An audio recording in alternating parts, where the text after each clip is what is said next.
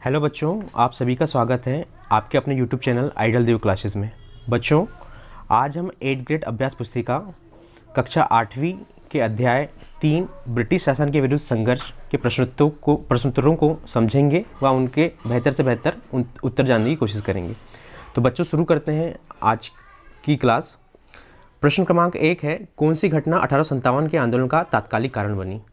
बच्चों, 1857 का जो आंदोलन शुरू हुआ था उसके लिए बहुत सारे कारक उत्तरदायी थे, किंतु उस आंदोलन की शुरुआत का तात्कालिक कारण जो था यह इस प्रश्न के माध्यम से पूछा गया है। तो 1857 की क्रांति के समय गाय और सूअर की चर्बी से लगे कारतूसों का इस्तेमाल करने के लिए सैनिकों को दिया जाता था।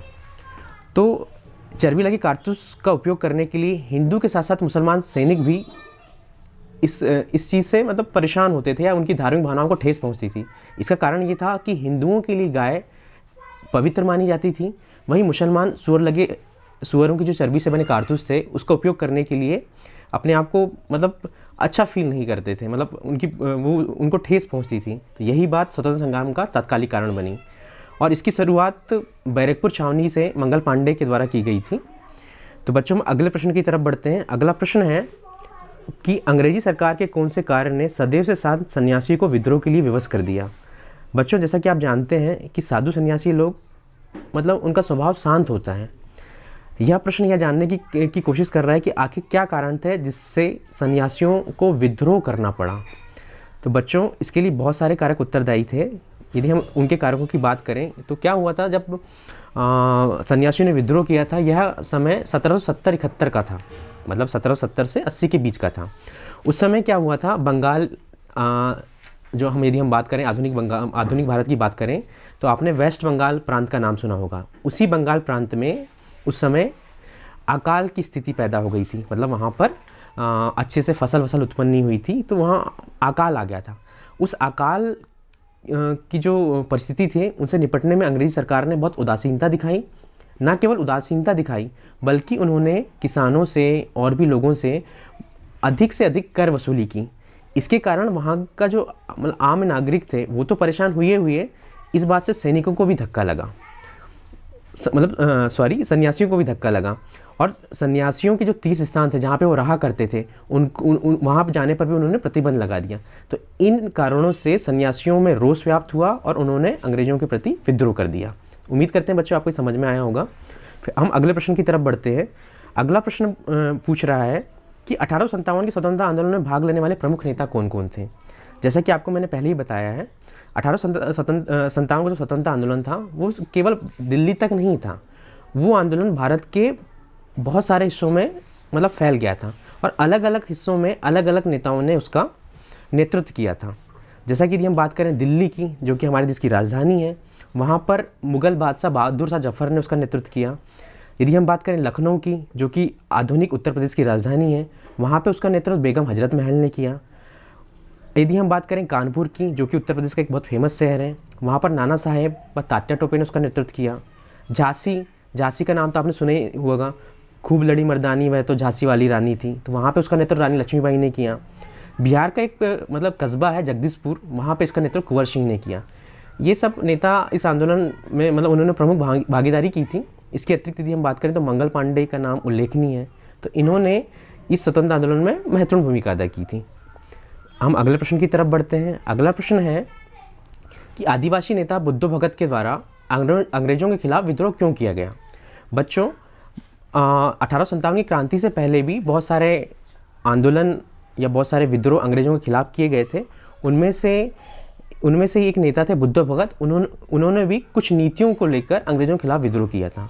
यदि मैं बात करूं किसी भी आदिवासी आंदोलन की, तो यदि कोई भी प्रश्न आपसे पूछा जाता है कि यदि बुद्धो भगत ने अंग्रेजों के खिलाफ विद्रोह क्यों किया या खासी जनजाति ने अंग्रेजों के खिलाफ क्यों विद्रोह किया, तो सबका आंसर लगभग एक समान ही होगा। आप ये 2-3 जो मैं आपको पढ़ के बता रहा हूँ, 1-2-3 पॉइंट, इन्हीं पॉइंटों को किसी भी आदिवासी जो आंदोलन हुआ है अंग्रेजों के खिलाफ, उसमें आप इनको लिख सकते हैं। यही मूल कारण थे जिनके कारण अधिकतर आदिवासी नेताओं ने, चाहे वो खासी जनजाति के हों, कोल जनजाति के हों या फिर कोई भी हों, उनके विद्रोह करने का कारण यही था। तो पहला कारण क्या था, उनकी भूमि जो थी, मतलब वो भूमि क्या थी, उस भूमि में उत्पादन करते थे, तो वह भूमि उनसे छीनकर मुस्लिम तथा सिख कृषकों को दे दी गई। पहला कारण ये था। दूसरा कारण ये था कि वह उनका जो भूमि प्रबंधन था वो बहुत अन्यायपूर्ण था। वह क्या किया करते थे, जो लगान वसूली करते थे उसकी दर बहुत ज़्यादा थी, जितनी दर होनी चाहिए उससे ज़्यादा थी। तो उन्होंने क्या, कोई भी चीज़ कब तक सहता, जब तक वो एक दायरे में रहती है। जब वो दायरे से ऊपर चले जाती है तो आदमी के पास या किसी व्यक्ति के पास उसका विद्रोह करने के अलावा कोई चारा नहीं बचता था। यही स्थिति इनके साथ थी। फिर एक और चीज़ थी, एक और कारण महत्वपूर्ण था, साहूकारों की शोषणपूर्ण नीति। अब ये साहूकारों की शोषणपूर्ण नीति क्या है कि साहूकारों के द्वारा जो कर्ज दिया जाता था वो मतलब उसमें जो वो ऋण लेते थे, वो ऋण इतना लगाते थे कि जिसकी भरपाई ये अपने जीवन भर नहीं कर पाते थे। ये आपने कई पिक्चरों के माध्यम से भी देखा होगा, जैसे लगान मूवी हो गई, यदि कभी समय मिले तो आप इसे देखिएगा। तो उनमें जो उनकी शोषणकारी नीति थी, इन्होंने इसमें महत्वपूर्ण भूमिका अदा की। तो बच्चों, हम अगले प्रश्न की तरफ बढ़ते हैं। अगला प्रश्न है, खासी जनजाति के लोग अंग्रेज सरकार से क्यों नाराज थे। मैंने आपको पहले प्रश्न में बताया कि कोई भी प्रश्न हो, चाहे मतलब आदिवासी नेताओं से रिलेटेड, उसके मूल में यही है, मतलब उनकी अन्यायपूर्ण भू राजस्व व्यवस्था और साहूकारों की शोषणपूर्ण नीति। लेकिन खासी जनजाति की हम बात करें तो इसके प्रश्न को हम मतलब जानते हैं, इसका उत्तर क्या है। अंग्रेज प्रशासन ने क्या किया, जो खासी जो जनजाति है वो मेघालय में पाई जाती है। आज का जो आधुनिक राज्य मेघालय पूर्वोत्तर का राज्य है, वहाँ पाई जाती है। तो इस जनजाति के लोगों ने अंग्रेज सरकार के खिलाफ विद्रोह किया था। उसका कारण क्या था कि अंग्रेजी प्रशासन ने खासी पहाड़ी तथा सिलहट को अपने अधिकार में लेकर सड़क बनाने का निश्चय किया। जैसा कि मैंने बताया कि यदि आप किसी की भूमि ले लेंगे तो वो कहाँ पे पैदावार करेगा, उसको तो 2 वक्त की रोटी भी नसीब नहीं हो पाएगी। तो जब वो 2 वक्त की रोटी भी उसे नहीं प्राप्त हो पाएगी तो वो तो विद्रोह करेगा ही ना। इसी बात से नाराज होकर खासी जाति के लोगों ने विद्रोह कर दिया और इसका नेतृत्व किसने किया, राजा तीरथ सिंह ने किया। अगला प्रश्न पूछ रहा है कि वे कौन सी बातें थी जिसके कारण भारतीयों में धर्म और जाति के नष्ट होने का डर व्याप्त था। मतलब यह प्रश्न पूछ रहा है कि भारतीयों में मतलब ऐसे कौन सी बातें थी या ऐसे कौन से कारण थे जिन्होंने भारतीयों में धर्म और जाति, मतलब भारतीय लोगों ने सोचा कि उनकी धर्म और जाति नष्ट हो जाएगी। तो अंग्रेजों की जो निम्नलिखित नीतियां थी, जिसके बारे में हम मतलब बातें जानेंगे, चर्चा करेंगे। यदि हम उनकी बात करें, उन्होंने क्या किया था, जब अंग्रेज लोग आए थे तो बहुत सारे धर्म प्रचारक आए थे उनके साथ। अंग्रेज लोगों का धर्म क्या था, ईसाई धर्म था। जबकि भारत में रहने वाले बहुत सारे लोगों का धर्म क्या था, अधिकतर लोग हिंदू थे, या तो मुस्लिम थे, या सिख थे, या ईसाई थे। लेकिन सिख थे, ईसाई नहीं थे उस टाइम पे। अंग्रेज लोगों ने क्या किया, उनके साथ जो धर्म प्रचारक आए, उन्होंने यहाँ पर हिंदू और इस्लाम धर्म की जो बुराइयाँ थी या जो बोलना चाहिए अंधविश्वास था, उस पर उन्होंने क्या किया, उन्होंने ये बताया कि हमारा धर्म आपके धर्म से बेहतर है, आपके धर्म में बहुत सारे अंधविश्वास चलते हैं। और उसको लेकर उन्होंने मतलब हमारे धर्म की निंदा की और अपने धर्म को सर्वश्रेष्ठ स्थापित किया। और ऐसा नहीं था कि उन्होंने सिर्फ अपने धर्म को सर्वश्रेष्ठ स्थापित किया, बल्कि वह हिंदू धर्म से ईसाई धर्म में परिवर्तित होने के लिए उनको आर्थिक रूप से भी मतलब उनको अपनी तरफ आकर्षित करते थे। मतलब उनको पैसा दे देना या उनके लिए इलाज करवा देना, उनको ये बोलना कि आपको नौकरियां दे दी जाएंगी। इस तरीके से उन्होंने क्या किया, मतलब हिंदू धर्म से ईसाई धर्म में परिवर्तन किया। इस बात को लेकर हिंदू धर्म और मुस्लिम धर्म में रोष व्याप्त हो गया। दूसरी बात, ब्रिटिश सरकार के द्वारा बहुत सारे सामाजिक सुधार कार्य किए गए। जैसे 1829 में सती प्रथा को समाप्त कर दिया गया। जब सती प्रथा को समाप्त किया गया तो हिंदू धर्म को लगा कि यार ये तो मतलब हमारी जो सामाजिक व्यवस्था है उसके साथ खिलवाड़ कर रहे हैं। तो इस बात को लेकर भी उनमें रोष व्याप्त हो गया। फिर आगे चलकर क्या हुआ कि जो मतलब बहुत सारी अंग्रेज सरकार थी उस समय 1857 क्रांति से पहले। तो उन्होंने क्या किया, जो छोटी छोटी नौकरियां थी उसमें उन लोगों को प्राथमिकता दी जो अंग्रेजी शिक्षा मतलब जो थोड़ी बहुत अंग्रेजी जानते थे। अब पूरा काम तो अंग्रेज लोग खुद नहीं कर सकते थे। तो इस तरीके से उन्होंने क्या किया, मतलब अंग्रेजी शिक्षा को प्राथमिकता दी और उसको सीखने के लिए नई नई शिक्षण संस्थाएं स्थापित की। इस कारण से भारतीय लोगों को लगा कि अंग्रेज लोग हमारी संस्कृति, हमारे धर्म को नष्ट कर रहे हैं, और इस बात को लेकर उनमें डर व्याप्त हो गया। उम्मीद करता हूं कि आपको इसका उत्तर मतलब समझ में आया होगा। बढ़ते हैं हम अगले प्रश्न की तरफ। प्रश्न क्रमांक 7 कहता है कि ब्रिटिश सरकार की नीतियां किस प्रकार 1857 के आंदोलन का कारण बनी। अब यहाँ पर यह प्रश्न जानने की कोशिश कर रहा है कि 1857 के आंदोलन का कारण क्या थी, मतलब कौन सी ऐसी ब्रिटिश सरकार की नीतियां थी जिसने 1857 का आंदोलन या प्रथम स्वतंत्रता संग्राम को जन्म दिया। देखो बच्चों, कोई भी चीज़ एकाएक घटित नहीं होती है, उसके पीछे बहुत सारे कारण उत्तरदायी होते हैं। ठीक यही बात 1857 के आंदोलन पर भी लागू होती है।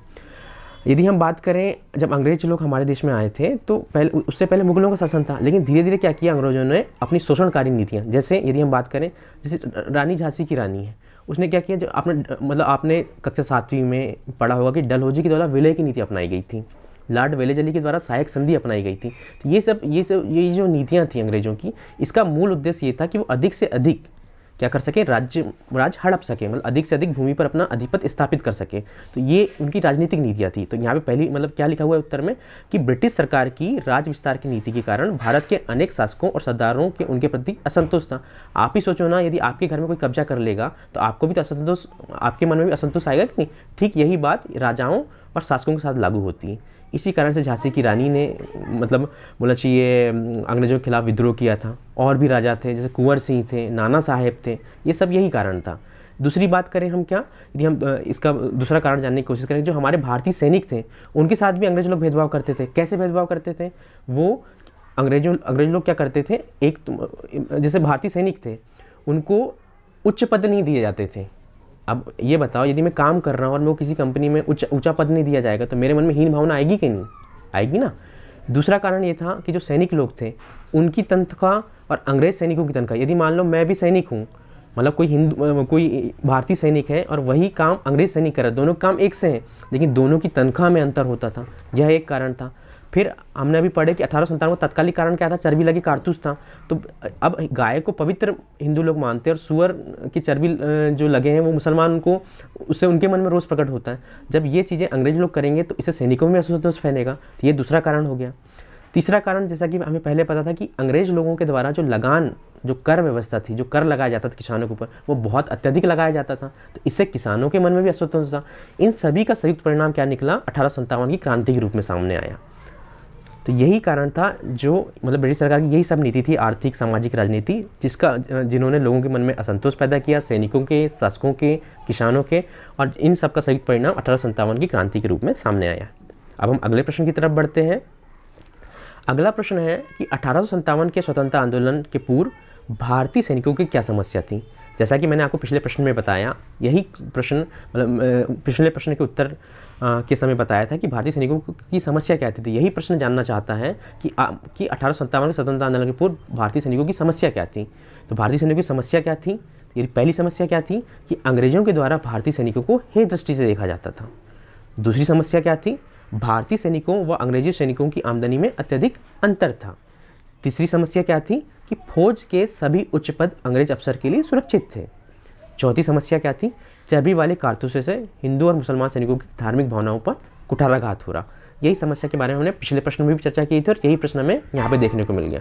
उम्मीद करता हूँ कि आपको ये उत्तर बहुत अच्छे से समझ में भी आ रहे होंगे और मतलब अच्छा भी लग रहा होगा। यदि आपको इन प्रश्नों के उत्तर से संबंधित कोई भी समस्या हो तो आप हमें कमेंट सेक्शन में इससे अवगत करा सकते हैं, हम इसका आपको उत्तर देंगे। चलिए हम अगले प्रश्न की तरफ बढ़ते हैं। अगला प्रश्न है प्रश्न क्रमांक 9, भारतीय किसानों व दस्तकारों के द्वारा 1857 के स्वतंत्रता आंदोलन में क्यों भाग लिया गया। यह प्रश्न यह जानना चाह रहा है कि आखिर क्यों किसान जो अपनी खेती किसानी करता था, दस्तकार जो मतलब बुनाई का काम करता था, जो मतलब वस्त्र तैयार करता था, उन्होंने अपने काम को त्याग कर 1857 के स्वतंत्रता आंदोलन में भाग लिया। आप ये बताइए, कोई भी व्यक्ति यदि आपकी लाइफ मतलब यदि आपको कोई परेशानी नहीं हो रही तो आप क्यों किसी के खिलाफ विद्रोह करेंगे, क्यों किसी से लड़ाई करेंगे। तो यही प्रश्न ये जानना चाहता है कि आखिर भारतीय किसानों व दस्तकारों ने 1857 के स्वतंत्रता आंदोलन में क्यों भाग लिया। तो इसका उत्तर जानते हैं हम। अंग्रेजों के द्वारा लागू की गई भूमि व्यवस्था से किसानों की हालत बदतर हो गई थी। अब अंग्रेजों के द्वारा कौन सी भूमि व्यवस्था लागू की गई थी, अंग्रेजों के द्वारा बहुत सारी भूमि व्यवस्था, जैसे रैयतवाड़ी हो गई, महालवाड़ी हो गई, ये सब भूमि व्यवस्था लागू की गई थी। लेकिन इन भूमि व्यवस्थाओं का मूल उद्देश्य क्या था, इन भूमि व्यवस्था के माध्यम से अंग्रेज अधिक से अधिक लाभ कमाना चाहते थे और इस अधिक से अधिक लाभ कमा के वो क्या करना चाहते थे, ये पैसा मतलब ब्रिटेन भिजवा दे रहे थे, है ना। तो उनकी भूमि व्यवस्था कोई भी रहे, उसका मूल उद्देश्य था किसानों से अधिक से अधिक कर वसूल करना। जब वो किसानों से अधिक कर वसूल करेंगे तो किसानों को शोषण होगा कि नहीं। तो ये एक कारण था। दूसरा कारण ये था कि पुराने जमींदारों को हटा देने के बाद भी किसानों की स्थिति में कोई सुधार नहीं हुआ था, है ना। तो ये कारण, इन कारणों की वजह से किसानों ने इस स्वतंत्रता आंदोलन में भाग लिया। वहीं दस्तकारों ने क्यों भाग लिया, दस्तकारों ने इसलिए भाग लिया क्योंकि 1800 ईस्वी के समय में क्या हुआ था, स्टीम इंजन आ गया था और ब्रिटेन में औद्योगिक क्रांति घटित हो चुकी थी। जब ब्रिटेन में औद्योगिक क्रांति घटित हो गई तो वहाँ पर मतलब हमारे देश में क्या हो रहा है, जो दस्तकार लोग थे वो हाथ से कपड़े बनाते थे, है ना। हाथ से कपड़े बनाने में उन्हें ज़्यादा वक्त भी लगता था और ज़्यादा खर्चा भी आता था। वहीं औद्योगिक क्रांति के कारण ब्रिटेन में औद्योगिक क्रांति घटित हो चुकी थी, तो वहाँ पर जो कपड़े बनते थे वो एक तो मशीन से बनते थे और दूसरी बात सस्ते बनते थे। तो वो कपड़े उन्होंने क्या किया, अब भारत में ला के बेचने लगे। तो जो भारतीय दस्तकार थे, वो भारतीय दस्तकार के द्वारा जो कपड़े बनाए जाते थे, उनके कपड़ों का मूल्य और औद्योगिक क्रांति के कारण जो मशीनों से बने हुए कपड़े थे, उनके मूल्य में बहुत अंतर होता था। मतलब जो मशीन से बने हुए कपड़े थे उनकी संख्या भी ज़्यादा होती थी और उनका मूल्य भी कम होता था, जबकि भारतीय दस्तकारों के द्वारा जो कपड़े बनाए जाते थे उनका मूल्य भी ज़्यादा होता था और कपड़े भी कम होते थे। इस कारण से भारतीय दस्तकारों के कपड़े भारतीय बाजार से खत्म हो गए और उनका जो पेशा था या उनका जो व्यापार था वो उसमें बहुत गिरावट देखी गई। इन सभी कारणों से भारतीय किसानों ने व दस्तकारों ने 1857 के स्वतंत्रता आंदोलन में भाग लिया था। अब हम अगले प्रश्न की तरफ बढ़ते हैं। अगला प्रश्न पूछ रहा है कि आखिर क्या कारण थे कि 1857 का स्वतंत्रता आंदोलन इसमें असफल हो गया। मतलब प्रश्न ये जानना चाह रहा है कि जब इतने सारे लोग थे, जैसे मतलब किसानों ने भाग लिया, दस्तकारों ने भाग लिया, अलग झांसी की रानी, मतलब अलग अलग झांसी की रानी ने भाग लिया, बहुत सारे राजाओं ने भाग लिया, तात्या टोपे, नाना साहब, ये सब लोग साथ में होने के बावजूद अंग्रेजों को हरा नहीं पाए। तो यही प्रश्न ये जानना चाहता है कि 1857 का स्वतंत्रता आंदोलन क्यों असफल रहा। तो आइए जानते हैं इसका उत्तर। 1857 का स्वतंत्रता आंदोलन निम्नलिखित कारणों से असफल रहा था। उसके पीछे बहुत सारे कारण थे, हम एक एक करके जानने की कोशिश करते हैं। पहला कारण यदि हम जानने की कोशिश करें तो ये बोल रहा है कि तत्कालीन भारत में राजनीतिक एकता की कमी थी। तत्कालीन भारत में राजनीतिक एकता की कमी थी, इसका असर यह है कि बहुत सारे, जैसे मान लीजिए कि अब जैसे झांसी की रानी, वो कहाँ से बिलोंग करती, वो कहाँ से है, मतलब उत्तर प्रदेश में झांसी से हैं। अब तात्या टोपे कहाँ से हैं, वो कहाँ है, ग्वालियर से हैं। अब यदि हम बात करें बहादुर शाह जफर की, वो कहाँ से है, दिल्ली से हैं। तो ये सब लोग अलग अलग नेता तो थे, लेकिन इनके बीच में ना कोई आपसी सामंजस्य नहीं था। उनके बीच में कोई ऐसी बोला चाहिए रणनीति नहीं थी कि वो एक साथ मिलकर अंग्रेजों का सामना कर सकें। मतलब सब लोग लड़ तो रहे थे लेकिन अलग अलग लड़ रहे थे। आप ही बताओ, आपने कहानी सुनी होगी बचपन में कि यदि 5 लकड़ियां एक साथ हैं तो उसे कोई तोड़ नहीं सकता है, लेकिन वही लकड़ियां अलग अलग हो जाएगी तो उनको तोड़ना आसान हो जाता है। यही बात यहाँ पर भी लागू होती है। दूसरा कारण था, वही मैंने दूसरा कारण यही बोलता है कि विभिन्न आंदोलनकारियों में एकजुटता व आपसी तालमेल का अभाव था। मतलब उनमें एकजुटता भी नहीं थी और आपसी तालमेल का अभाव था। फिर तीसरा कारण है बहुत ही, मतलब तीसरा कारण बहुत बोलना चाहिए, तीसरा कारण की यदि हम बात करें तो यह हमें सोचने मजबूर कर देता कि आखिर उस समय भी बहुत सारे राजाओं ने ब्रिटिश शासन का साथ दिया था। तीसरा कारण क्या है कि कुछ राजाओं के द्वारा ब्रिटिश शासन का साथ देना। अब कुछ राजा कौन थे इसमें, इससे आपने सिंधिया का नाम सुना होगा। तो जो उस समय के महाराजा थे सिंधिया, उन्होंने अंग्रेजों का साथ दिया था। फिर जो हमारे पंजाब के शासक थे, उन्होंने अंग्रेजों को शासन दिया था। जब भारतीय लोग बहुत सारे, फिर जो हमारे भोपाल की बेगम है, उन्होंने अंग्रेजों को साथ दिया था। जब भारतीय लोगों में भी बहुत सारे लोग अंग्रेजों के साथ रहेंगे फिर हम कैसे जीत सकते थे। यह एक कारण था हमारी सफलता का। चौथा कारण है कि विद्रोह का नेता राजाओं और जमींदारों के हाथ में था। कभी भी याद रखना, वह आंदोलन सफल होता है जिसका नेतृत्व जमीन से जुड़े हुए लोग करते हैं। यहाँ पर नेतृत्व कौन कर रहा था, राजा और जमींदार कर रहे थे। तो इनसे बहुत सारे लोग जुड़ नहीं पाए। जब बहुत सारे लोग जुड़ नहीं पाए तो इनकी संख्या सीमित थी, तो इनको दबाना आसान था। लेकिन जब आंदोलन का जो नेतृत्व नीचे के लोग करते हैं तो उसे दबाना इतना आसान नहीं होता। यह भी एक इसके सफलता कारण था। और पांचवी और अंतिम बात यदि हम बात करें तो भारतीय जो सैनिक थे उनके पास परंपरागत हथियार थे। परंपरागत हथियार ऐसा कि मतलब कोई धनुष से लड़ रहा है, कोई बाण से लड़ रहा है, यदि बंदूकें भी हैं तो वो उतनी आधुनिक नहीं है जितनी कि अंग्रेजी सेना के पास थी। फिर अंग्रेजी सेना के पास आधुनिक हथियार तो थे ही थे। 1853 में, जैसा कि आपने पढ़ा होगा कक्षा 7वीं में या फिर 8वीं में पढ़ा होगा कि 1853 में भारतीय रेल चली गई थी और उसी टाइम पर दूरसंचार की व्यवस्था थी। तो अंग्रेज सैनिक क्या करते थे, बहुत तेजी से अपने सैनिकों को एक स्थान से दूसरे स्थान में पहुंचा देते थे। वहीं भारतीय सैनिकों को एक स्थान से दूसरे स्थान जाने में बहुत समय लगता था। इस कारण से भी अंग्रेज सैनिकों ने भारतीय जो क्रांति हुई थी 1857 की, उसे दबाने में उन्होंने सफलता प्राप्त की। यही सब कारण थे जिसने 1857 का स्वतंत्रता आंदोलन असफल रहा। लेकिन दूसरे नजरिए से हम सोचें तो ये असफल नहीं था, यह एक तरीके का विद्रोह था जिसने अंग्रेज सरकार को सोचने पे मजबूर कर दिया और जिसके कारण 1858 का एक भारत शासन अधिनियम पारित हुआ और इसके कारण कंपनी से शासन ब्रिटिश सरकार के पास चला गया। उम्मीद करते हैं कि बच्चों आपको ये प्रश्न उत्तर समझ में आए होंगे। यदि इन प्रश्न उत्तर में आपको कोई भी समस्या होगी तो आप हमें कमेंट सेक्शन में बताएं। हम आपके जो समस्या है उसका निराकरण करेंगे। और यदि आपको ये वीडियो अच्छा लगा हो तो मतलब लाइक करें, शेयर करें और चैनल को सब्सक्राइब करना ना भूलें।